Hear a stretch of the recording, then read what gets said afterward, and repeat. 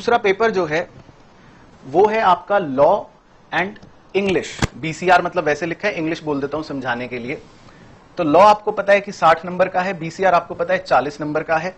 तो respective faculties दोनों की ही आपके साथ चर्चा करेंगी अप्रोचेस के बारे में डिटेल में, ठीक है ना। तो आप बेफिक्र रहना। लेकिन फिर भी मैं आपको यह बता रहा हूं कि लॉ का जो पेपर आएगा उस पेपर को मैं समझा देता हूं ताकि आपकी अप्रोच क्लियर हो जाए। पहला क्वेश्चन आपका कंपलसरी क्वेश्चन होगा, पहला क्वेश्चन होगा आपका कंपलसरी क्वेश्चन। उसके बाद question 2, question 3, question 4, question 5, question 6 में से आपको कोई भी 4 क्वेश्चन करने रहेंगे, ठीक है ना, अपने मनपसंद। और इसमें हर क्वेश्चन की वेटेज जो होती है बच्चों, हर क्वेश्चन 12 नंबर का होता है। तो 12 नंबर का ये क्वेश्चन और 12 नंबर का बचे 4 क्वेश्चन, टोटल बन गया 60। अच्छा, अब ऐसा नहीं है कि सर 12 नंबर का क्या एक बड़ा ही क्वेश्चन 12 नंबर का आ जाएगा, नहीं।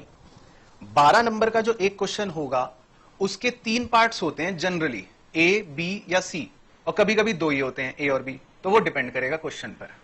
लेकिन लॉ के अंदर आपके लिए एक बड़ा चैलेंज ये है कि लॉ में क्वेश्चनों की जो वेटेज है मार्क्स की, वो क्वेश्चन 1 नंबर का भी आ सकता है, 2 का भी होता है, 3 का भी होता है, 4 का भी होता है, 5 का भी होता है, 6 का भी होता है और 7 का भी होता है।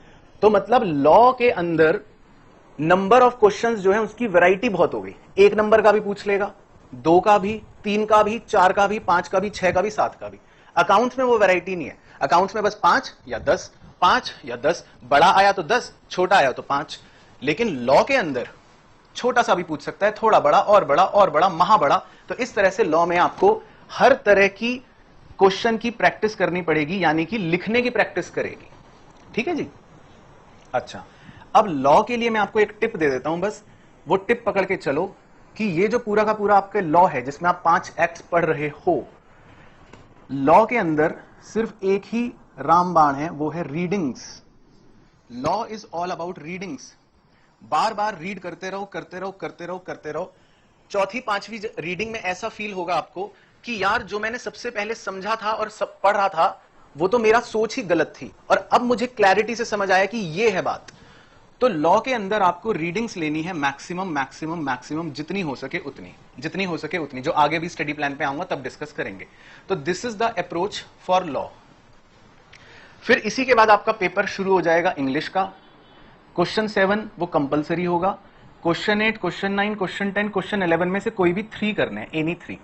अच्छा, तो इस पेपर में आपके लिए ये बहुत अच्छी बात है कि बहुत जबरदस्त फ्लेक्सिबिलिटी है। मतलब इसमें भी एक अच्छी चॉइस है, 4 करो 5 में से, यहां पर भी 4 में से 3 करो, तो आपको बड़ी अच्छी एक चॉइस मिल जाएगी, ठीक है ना। और इंग्लिश का एक क्वेश्चन होता है 10 नंबर का, तो 10 10 10 10 टोटल बन गया 40। अब 10 नंबर का जो क्वेश्चन होगा उसके पार्ट्स होते हैं बच्चों, या तो ए, बी और सी, या ए और बी। और वो पार्ट्स फिर से इंग्लिश में भी 1 नंबर का क्वेश्चन भी हो सकता है, 2 का भी, 3 का भी, 4 का भी और 5 का भी। तो इंग्लिश के क्वेश्चन में भी आपको वैरायटी मिलेगी जो इंग्लिश की मैडम आपको सिखाएंगी। और English is all about 20% theoretical, जो थोड़ा सा बस आपको लिखना है, मतलब याद करना है, और 80% सिर्फ इंग्लिश के लिए मूल मंत्र लिख रहा हूं रामबाण, इंग्लिश के लिए सिर्फ आपको करनी है मेन राइटिंग प्रैक्टिस। क्योंकि इंग्लिश में ज्यादातर पोर्शन या ज्यादातर जो नंबर स्कोर कर पाओगे आप, वो अपने राइटिंग एबिलिटी से कर पाओगे, ठीक है ना। लेटर लिखने होंगे, नोट मेकिंग लिखनी होगी, और भी फलाना फलाना बहुत सारी चीजें करनी होती हैं। तो उसके लिए टिप हो गई राइटिंग प्रैक्टिस। तो लॉ के लिए रीडिंग और इंग्लिश के लिए राइटिंग।